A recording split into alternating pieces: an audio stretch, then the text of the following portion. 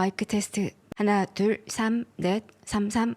백진 3, 백진 3. 백진 3? 죄송합니다. 죄송합니다. 너무 컸죠?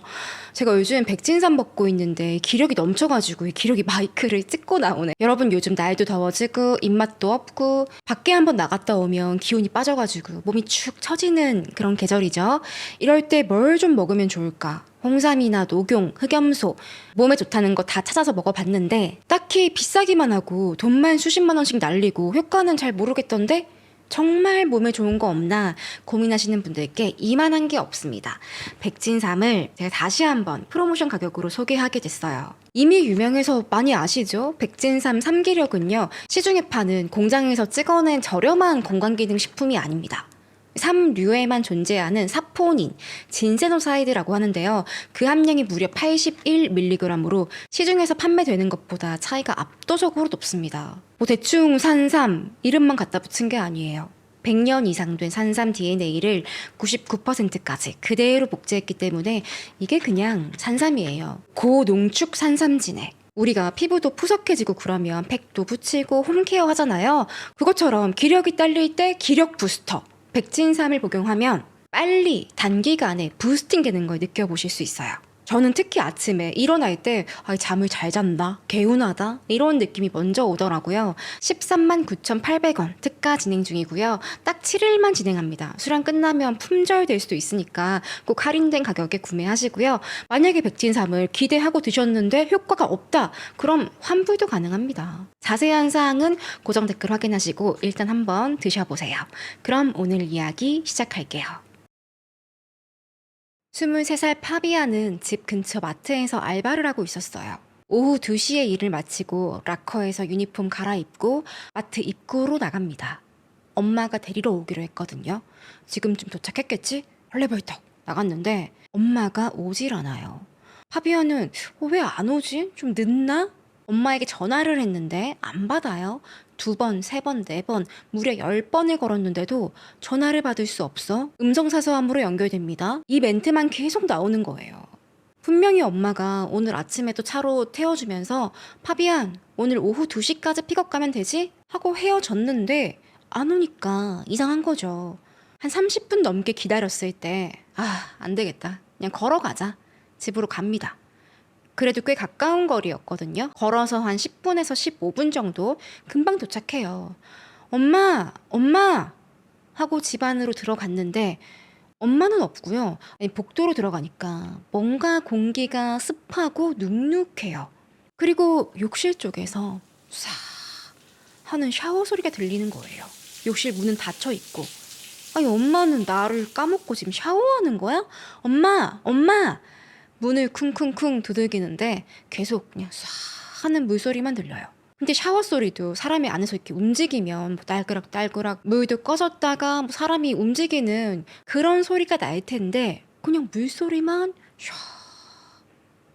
파비아는 결국 딸깍 하고 문을 열었는데 마치 찜소 뚜껑 열었을 때 수증기가 확 나오듯이 문 밖으로 하얀 뽀얀 김이 싹 나오는 거예요. 서서히 앞이 보이기 시작하자 엄마가 샤워실 안에 쓰러져 있습니다. 의식 잃은 채로 무릎을 꿇고 있어요. 엄마! 일단 파비아는 샤워기부터 끄고 엄마 얼굴을 딱 보는데 화장을 한 상태였어요. 얼굴에 물방울이 송골송골 맺혀 있고 아이라이너 번져 있고요. 립스틱이 얼룩덜룩 번져 있는 거예요. 그러니까 씻기 전에 쓰러진 것으로 보였습니다. 그리고 손이요. 한쪽 손이 파랗게 변해 있었고 입이랑 코에서 피가 흘러나왔어요. 바로 트리플 제로. 호주의 119입니다. 전화 걸어서 구급대 올 때까지 파비아는 타일 바닥에 무릎 꿇고 앉아가지고 CPR을 하나, 둘, 셋, 넷 하는데요. 이미 엄마는 사망한 상태였어요. 구급대원이 도착했을 때도 더 이상 손을 쓸 수가 없다. 얼굴이랑 목이랑 선홍빛 사망 반점이 번져 있었고요. 다른 조치도 없이 그대로 병원으로 이동을 합니다. 사망한 파비안의 엄마는 58세 콜린 리베로인데요. 파비안이랑 둘이 살고 있었어요. 또 당시 경찰이 집안을 살펴봤을 때 외부에서 누가 들어온 흔적은 없었습니다. 문이랑 창문도 멀쩡하고 누가 강제로 문을 부셨다, 열었다 그런 흔적이 없었어요. 콜린이 사망한 지 3일 만에 부검도 하거든요. 부상도 없었어요. 멍자국도 없고 상처도 없고 피가 좀 나오긴 했지만 뭐 이게 충격에 의한 거다. 그건 모릅니다. 자해한 흔적도 없어요. 되게 미스터리했는데 콜린 눈꺼풀에요. 이게 혈반이 보였어요. 이게 언제 생겼을까? 목에 압박해서 질식하거나 아니면 흉부에 부상을 입거나 또 CPR을 하다가 생기는 징후라고 합니다. 그래서 부검이가 뭔가 의심이 가니까 CT까지 찍거든요. 뇌출혈도 없어요. 두개골도 멀쩡하고 뼈도 어디 하나 부러진 데가 없고 결국 부검이는 보고서에 사망 원인 불명, 자연사인지 살해당한 건지 알 수가 없다. 그런데 얼마 뒤 경찰에서 아주 수상한 사실을 알게 됩니다. 누군가 콜린이 사망했을 때 이득을 보게 된다. 그것도 큰 이득. 콜린이요, 죽기 5일 전에 생명보험에 가입을 했어요. 그것도 3개나. 사망 시 115만 호주 달러, 약 10억 원을 누군가가 수령하게 됩니다. 오늘 사건은요, 호주의 퍼스라는 도시입니다. 호주 하면 다들 시드니, 멜번만 떠오르는데 여기는 호주의 서쪽 끝에 위치해 있는 에메랄드 바다가 끝내주게 아름다운 인구 200만 이상의 대도시입니다. 세계에서 가장 외로운 대도시라고 불려요. 왜냐면 다른 큰 도시들이 한 2,000km 이상 너무 떨어져 있어가지고 호주에서 퍼스에 가면 돌아올 생각하지 마라 이런 농담도 있다고 해요. 한인분들도 많이 거주하는 지역입니다. 오늘의 모든 이야기는 퍼스에서도 빅턴이라는 조용하고 부유한 거주지예요. 여긴 시내에서 차로 한 20분 들어가야 하기 때문에 막 번화하고 시끌벅적한 중심가는 아니고요. 그냥 조용한 주거단지예요. 당연히 치안도 좋은 편이라고 합니다. 이곳에 콜린 리베로가 살고 있었어요. 콜린은 무려 4자녀의 어머니였어요. 그것도 싱글맘.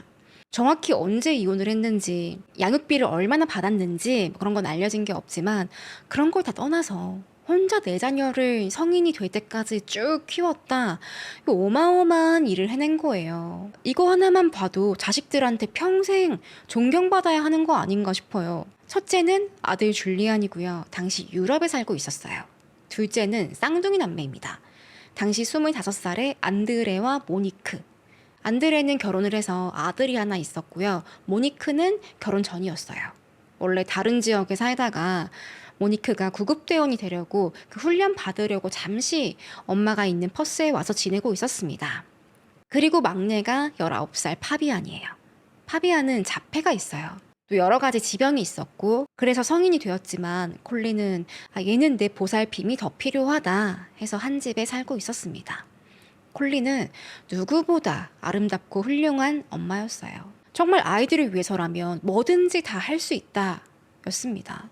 그렇게 젊은 시절 다 보내고 막내가 고등학생이 되었을 때 그동안 아이들 키우느라 못했던 공부를 다시 시작해보자. 머독대학교의 공중보건학과에서 석사를 마쳐요. 50대 나이에 쉽지 않았을 텐데 공부를 한참 쉬다가 다시 시작하는 게 도전적인 일입니다. 그렇게 학교를 마치고 2020년 5월에 콜린이 사망한 그 달에 보건부에서요, 아마 공직인 것 같아요. 거기서 새로운 보직도 맡게 됐고 그래서 콜린이 엄청 기대하고 있었대요. 친구 리드가 콜린이랑 일주일에 한 3-4번은 산책을 할 정도로 친했는데 리드한테 나 그 새로운 부서 빨리 가고 싶어. 기대감에 뿜뿜 차 있었다고 합니다. 또 건강도 괜찮았다고 해요. 당시 담당 의사인 베럿 박사가 말하기를 콜린이 갑상선이 좀 안 좋았고 골밀도가 낮았고 위험이 있었다라고는 하는데 이 정도는 젊은 사람들도 겪는 질병이죠. 그리고 약으로 충분히 치료가 가능해요. 다만 베럿 박사가 콜린이 만났던 게 우울증 때문에. 콜린이 육아 혼자 하면서 그동안에 만성 우울감에 시달렸다 하거든요. 베럿 박사가 말하길 콜린이 자식들과는 원만하게 잘 지내고 있었지만 다른 가족이나 주변 지인들한테 도움받는 게 없었기 때문에 조금 어려움이 있었다. 혼자 되게 힘들어했다라고 합니다. 오롯이 혼자서 아이들을 키우면서 그 심적인 부담이 컸던 거예요. 그래도 심각한 수준은 아니었고요. 가끔 심리 상담사 만나면서 진찰 받으면 되겠다. 그 정도였습니다. 누구나 겪을 수 있는 우울증이었어요. 그러니까 콜린은 갑자기 이렇게 샤워하다가 하고 가버릴 건강 상태가 아니었다는 거예요. 그렇지만 부검이가 이게 타살도 아니고 자연사도 아니고 원인 불명이다라고 하니까 뭐 이렇게 할 수 있는 게 없는 거예요. 그렇다고 경찰이 봤을 때 그 샤워실이 범죄 현장처럼 보이지도 않았고, 또 주변에 갑자기 젊은 나이에 한순간에 돌아가시는 분들도 심심찮게 있잖아요. 그래서 자식들은 뭐 어쩌겠어요. 답답하긴 하지만 우리 엄마가 이렇게 안타깝게 돌아가셨구나 하면서 장례 준비를 합니다. 가장 맏형이었던 줄리안이 주도해서 장례식이랑 뭐 재산은 어떻게 정리할 건지 진행을 하는데요. 참 줄리안은 갑자기 엄마가 돌아가신 것도 힘든데 뭐 마음 추스릴 시간도 없어요. 장례 일정 잡아야 되죠. 손님들 인사해야 되죠. 거기다 팬데믹 때라서 병원들, 행정기관들 다 느리고, 또 줄리안은 유럽에 살고 있었어요. 최대한 빨리 정리하고 다시 넘어가야 하는데 얼마나 정신이 없겠어요. 그런데 이런 줄리안의 일을 방해하는 사람이 한 명 있었습니다. 바로 줄리안의 동생, 이 집의 둘째 안드레였어요. 줄리안은 콜린이 그동안 납부했던 연금 관련해서 처리해야 할 일이 있었어요. 연금 기관에 찾아갔는데 거기서 그 사망한 어머님 신분증 좀 주세요 요청을 했는데 없어요. 줄리안이 콜린 집안 샅샅이 뒤졌는데 엄마 운전면허증이 사라졌어요. 어디 갔을까? 이거 둘째 아들 안드레가 가지고 있었습니다. 처음에 줄리안은 전혀 안드레가 엄마 신분증을 가지고 갔다? 몰랐어요. 그리고 막내 동생 있죠. 파비안이 줄리안에게 한날은 이렇게 얘기하는 거예요. 그냥 저기 오늘 안드레 형이랑 머리 깎으러 갔는데 형이 의사랑 통화하는 것 같던데? 의사? 무슨 의사? 그 있잖아, 엄마 부검한 의사. 줄리안은 의아한 거예요. 아니, 안드레가 부검이랑 통화할 일이 뭐가 있나. 지금 모든 정리 절차를 내가 맡아서 하고 있는데 뭐 내가 놓친 거라도 있나? 안드레에게 연락했습니다. 너 부검이랑 통화했어? 왜? 무슨 일 때문에 했는데? 그러니까 안드레가 그거 그 엄마 보험 때문에. 아니, 엄마가 보험이 있어? 그 말이야, 그 원패스였나? 거기 한 개 들어놓은 것 같긴 한데 나도 잘 몰라. 없는 것 같기도 하고 뭐 한번 알아봐야 돼. 내가 알아보고 연락해줄게, 형. 그렇게 전화를 끊었는데 그 뒤에 뭐 안 알아본 건지 알려주기 싫은 건지 다시 줄리안에게 연락하지 않아요.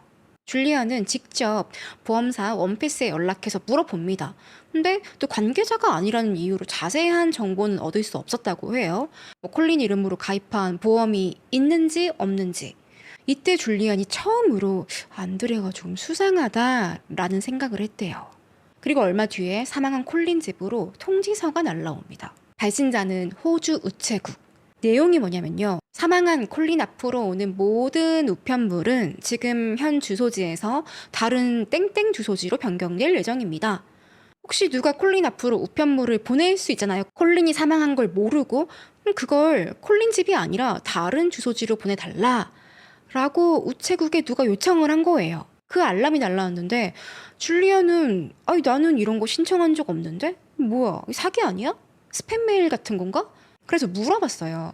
형제 자매들 단톡방에다가 사진 찍어서 이거 아는 사람? 누가 우체국에 이런 거 신청했어? 그러니까 그거? 내가 한 건데? 안드레가 혹시 엄마 집 팔 수도 있으니까 혹시나 해서 내가 주소 바꿨어. 너무 갑자기 했지.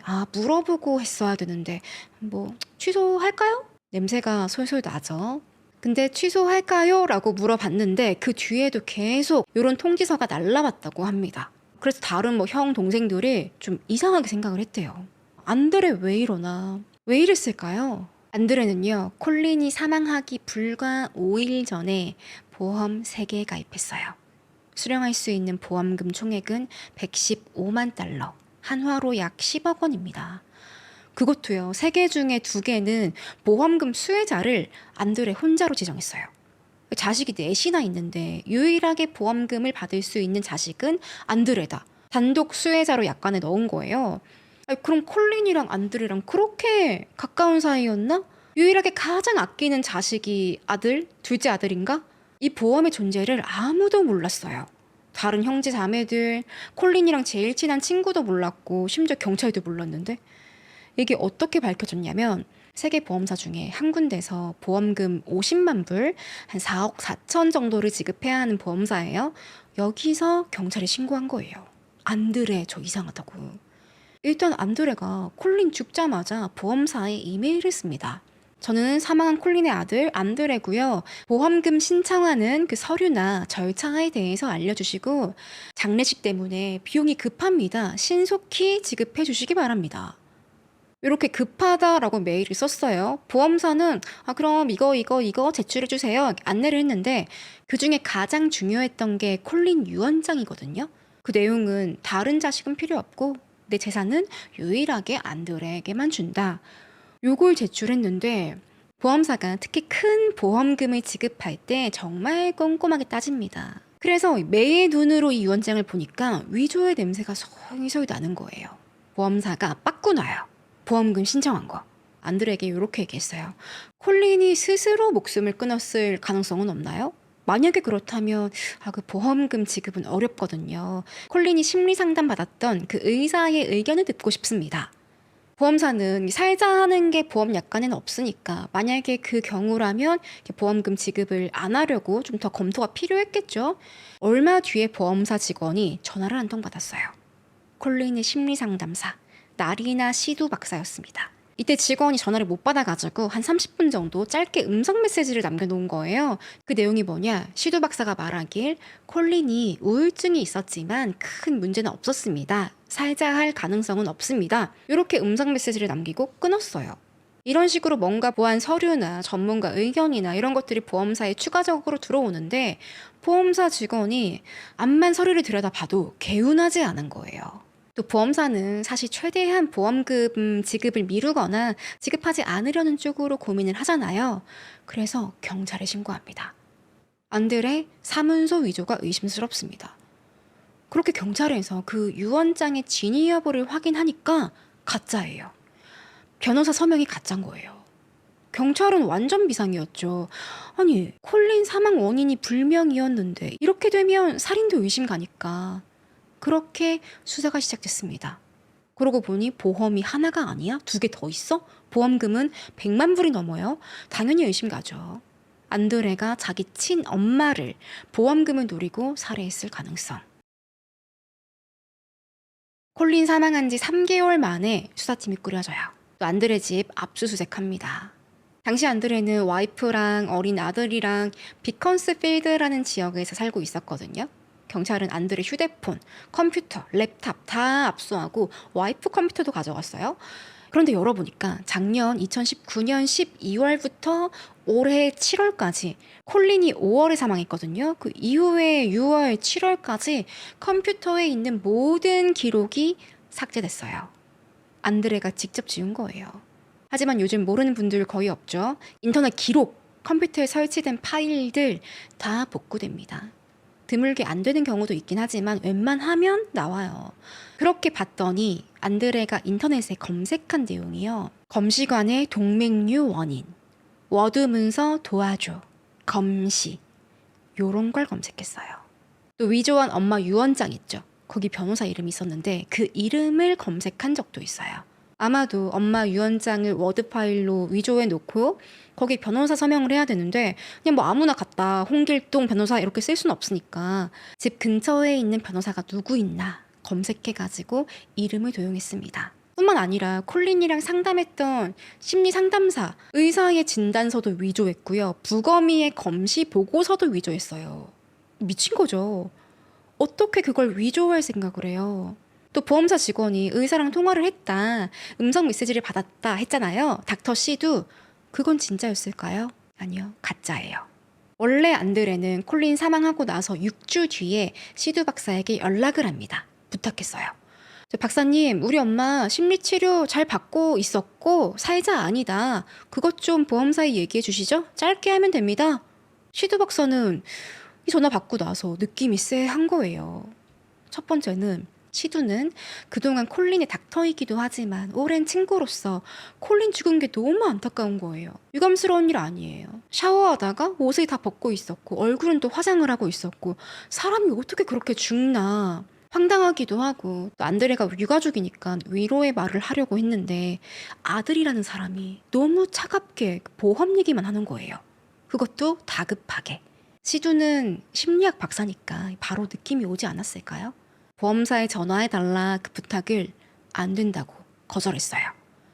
나는 당신을 알지도 못하고 만난 적도 없고 이런 중요한 대화는 전화가 아니라 직접 만나서 해야 합니다. 저희 오피스에 한번 오시죠? 그 전에는 어떠한 행동도 할 수 없습니다.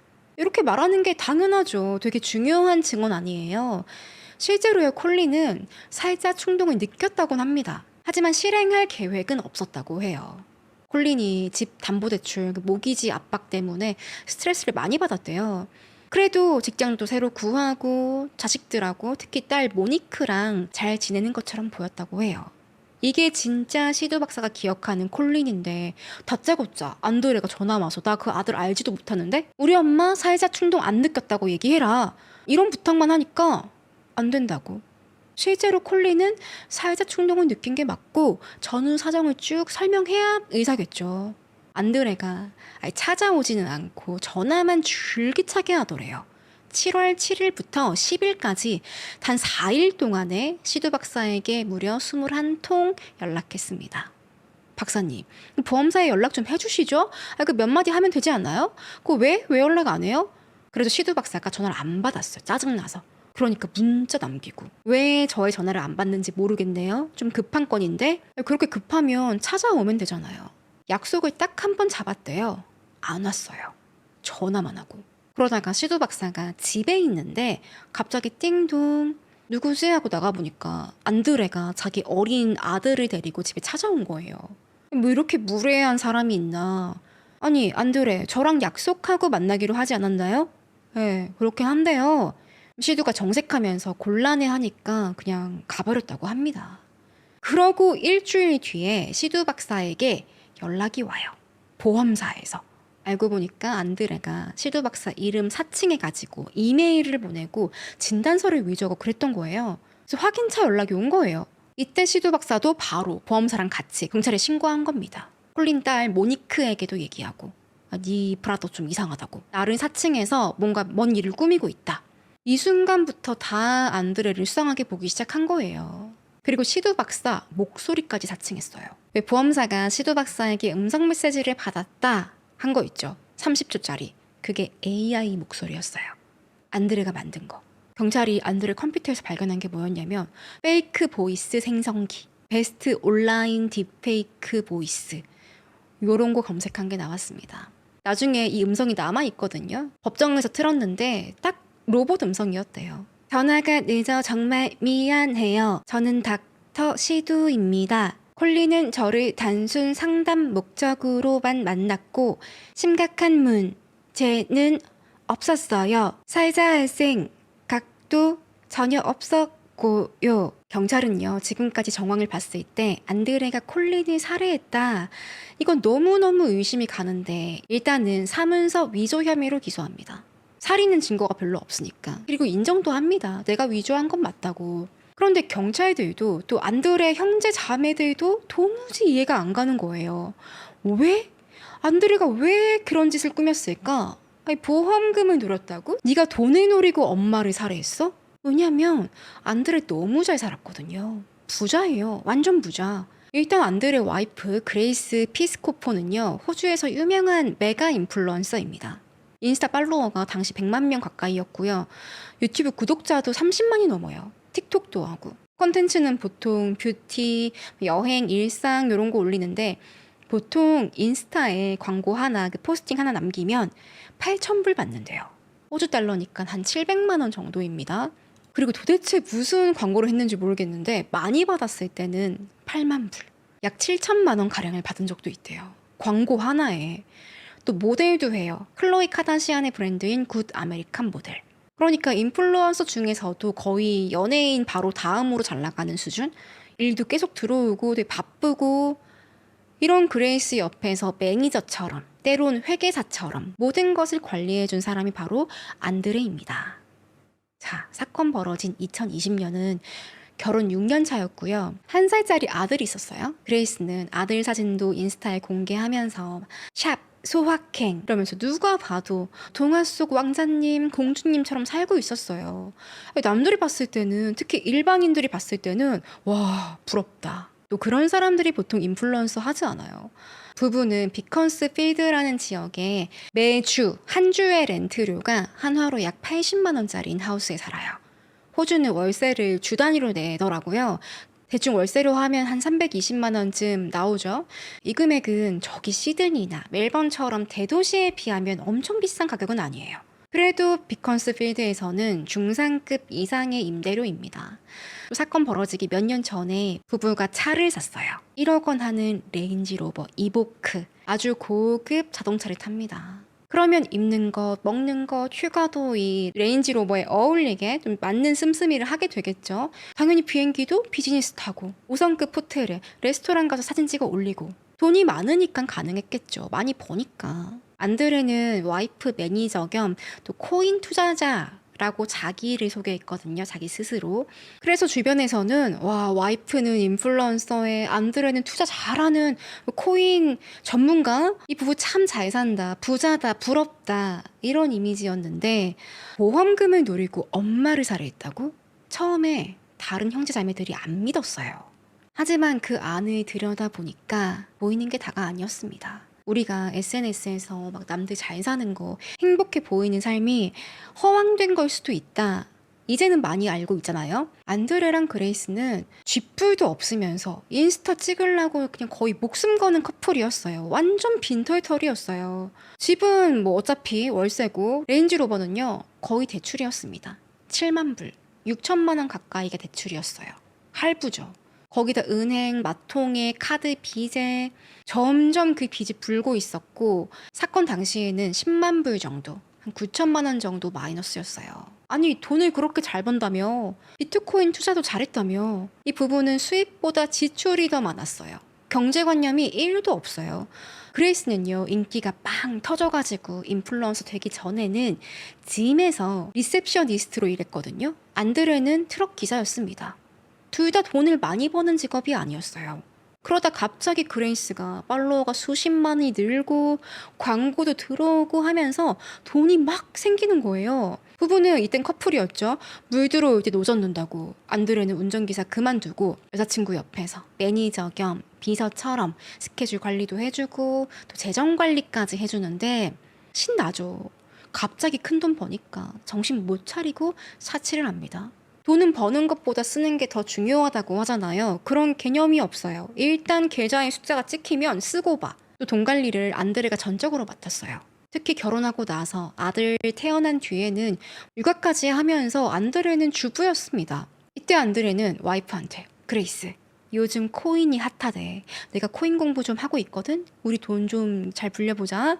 안드레도 인스타랑 유튜브 채널이 있거든요. 구독자가 한 6천 명 정도라 주력으로 하는 건 아니에요. 이 SNS 계정에 내가 코인에 어떻게 투자했고 돈을 얼마 벌었고 알려주면서 샴페인 마시고 굴도 까고 그러고 다녀요. 자기가 무슨 전문 코인 데이 트레이너라도 된 마냥 으쓱하면서 자랑한 거지. 그럼 돈을 벌긴 벌었을까요? 진짜 투자를 잘했을까요? 아니요. 코인 계좌에 마이너스 22불이었어요. 마이너스 2만 원 정도? 그것도 운이 나쁘게 투자를 했는데 실패했다 이게 아니라 그냥 조금 요만큼 투자해놓고 자기가 코인 트레이너라고 자랑하고 다닌 거예요. 응? 나 아기만 보는 가정주부 아니야? 암튼 부부가 개털이었습니다. 어느 정도였냐면 보통 노후를 위한 연금계좌에 넣어둔 돈은 정말 진짜 돈이 꼭 필요한 순간 아니면 잘 건드리지 않는단 말이에요. 근데 이 부부가 이걸 현금화했어요. 그것도 9,000불, 800만 원 정도. 800만 원이 적은 돈은 아니지만 이 부부의 생활 수준에 비하면 아니 그 돈이 없어가지고 연금을 출금했다고? 여전히 잘 먹고 잘 사는 사진이 올라오는데 그리고 2020년에는 잡시커에 보조금 신청도 합니다. 이건 실업급여 같은 거예요. 그레이스가 여전히 인플루언서 활동 활발하게 하고 있었거든요. 근데 보조금을 신청했다고? 그러니까 돈이 없었던 거예요. 아무리 많이 벌어도 쓰는 게 많으니까 점점점 통장이 바닥을 드러내고 빚까지 집니다. 당시 부부 빚이 12만 1천 호주 달러였어요. 1억이 조금 넘어요. 이걸 못 갚으니까 은행에서 계속 전화 오고 메일 보내고 사건 통지서 날라오는데 결국에는 2022년 3월 31일에 안드레가 파산 신청합니다. 돈 없다. 못 갚는다.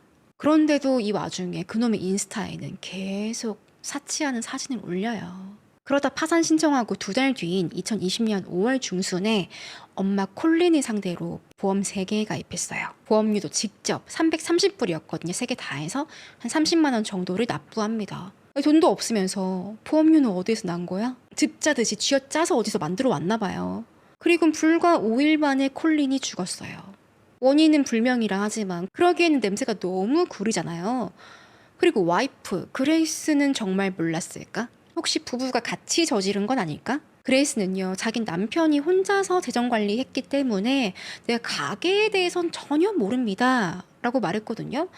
하지만 그레이스 명의로 된 빚도 있었고요. 무엇보다 당시 부부에게 돈이 없다, 우리가 좀 어렵구나, 차도 팔아야겠다, 차도 그레이스 명의였어요. 모를 수가 없어요. 그래서 그레이스도 우리가 점점 망해가고 있구나, 이건 알고 있었다고 합니다. 빚이 있다는 것도 알고 있었고.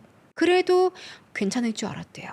콜린 죽고 나서 안드레가 그레이스 조금만 기다려. 내가 코인 투자한 거 50만 불 좀 있으면 지급되거든. 그거 들어오면 그 빚 금방 해결돼. 걱정하지 마. 이렇게 말해서 곧 돈이 생길 줄 알았대요. 하지만 이 50만 불 출처가 어디였을까요? 콜린이 사망하면 받을 수 있는 보험금, 그 한 개의 회사에서 주는 게 50만 불이었어요.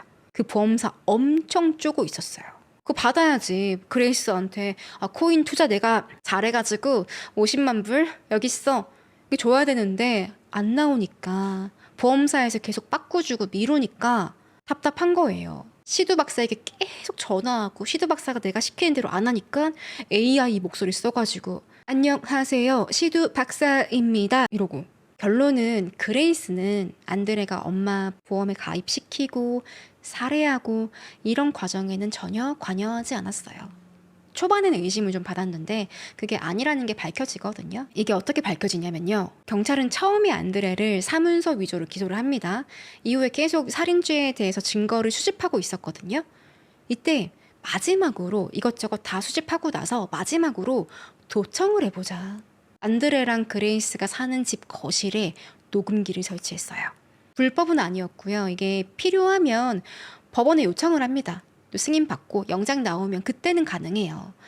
대신에 기간이 딱 정해져 있고 기준이 타이트하다고 해요. 경찰이 도청을 시도한 날은 언제냐? 안드레가 경찰의 사문서 위조로 기소돼서 조사받고 집으로 돌아온 날이에요. 체포는 안 됐어요. 이때 그레이스가 안드레 보면서 막 울고 너 미쳤어? 무슨 짓을 한 거야? 이런 우리 가족을 이런 F 같은 상황에 몰아넣었어? 왜 그런 짓을 한 거야? 남편을 엄청 원망해요. 당연하죠. 안드레는 괜찮을 거야. 걱정하지 마. 그게 말이 돼? 미친 짓 아니야? 내가 지금 우는 것 말고 할 수 있는 게 없어. 당신 감옥 가면 나 싱글맘 되는 거야? 당신 그날 콜린 죽은 날 콜린 집에 있었지. 내가 그날 어디 있냐고 문자 보냈는데 답 안 했잖아? 도대체 무슨 짓을 한 거야? 그래서 도망이라도 갈 거야? 돈 받으면 다른 나라로 튈 거야. 감옥 가기 전에. 이게 도청 내용이에요. 정확히 안드레가 엄마를 살해했다, 살인 이런 내용은 안 나왔지만 그 살인이라는 단어만 없었지 안드레가 엄청난 짓을 벌였다라는 건 인정한 거예요. 도망간다 했으니까 사문서 위조로 도망가겠어요? 그리고 그레이스는 완전 패닉 상태에서 감정이 요동치면서 남편 막 탓만 게 녹음됐습니다. 너 되게 똑똑한 사람인 줄 알았는데 아니구나. 나는 이제 싱글맘 된다. 걱정하는 거죠. 또 경찰이 그레이스에게 약간 좀 했던 포인트가 있는데요. 그레이스가 경찰 조사를 몇 시간 동안 받았어요. 그 장소가 정확히 어딘지 모르겠는데 그레이스는 형사님 저 화장실에 좀 가고 싶은데요. 그러니까 화장실이요? 여기 없는데 저 앞에 저 맥도날드 화장실 갔다 오세요. 이렇게 말했대요. 그러니까 그레이스 눈빛이 막 흔들리면서 불안해지더니 아니 길거리에서 휴대폰도 없이 저 혼자 어떻게 가요? 누가 와서 저 쫓아낼 수도 있는 거 아니에요? 어쨌든 그레이스가 공범은 아닙니다. 대신에 의견이 나뉘어요. 비록 범행을 저지르지 않았지만 돈도 없으면서 있는 족족 다 써버리고 빚밖에 없는데 있는 척 고급 레스토랑 가서 인증샷 올리고 허황된 삶을 꿈꾸면서 사는 게 그게 무슨 인플루언서냐. 이렇게 실망한 팬들이 남았고요. 아니다. 그레이스도 남편 잘못 만나서 아이를 혼자 키우게 된 피해자다라는 의견도 있습니다. 콜린이 사망한 지 1년 만에 안드레는 사문서 위조 혐의로 기소가 됐고요. 다음 해인 2022년 11월에 살인으로 체포됩니다. 보험금을 노린 가족 살인 혐의였어요. 2년 반 만에 체포된 건데요. 근데 아무래도 물리적인 증거는 부족했습니다. 안드레는 내가 서류를 위조한 건 맞지만 절대 살인은 아니라고 했거든요. 증거도 다 정황 증거예요. 근데 정황 증거가 너무 완벽해. 재판은 작년 2024년 4월에 열렸는데요. 검찰의 주장은 안드레 알리바이가 없다. 콜린이 살해된 그날 오전부터 오후까지 안드레가 뭘 했는지 아는 사람이 없어요. 심지어 와이프도 문자 보냈는데 연락이 없었다고 했죠. 콜린의 막내 아들 파비안이 콜린이 발견하고서 트리플 제로보다 먼저 연락한 사람이 안드레예요. 근데 안드레가 전화를 안 받았어요. 나중에 쌍둥이 자매 모니크도 안드레에게 연락을 했는데 안 받아요. 범행 전후에 그의 알리바이를 증명할 수 있는 게 하나도 없었습니다.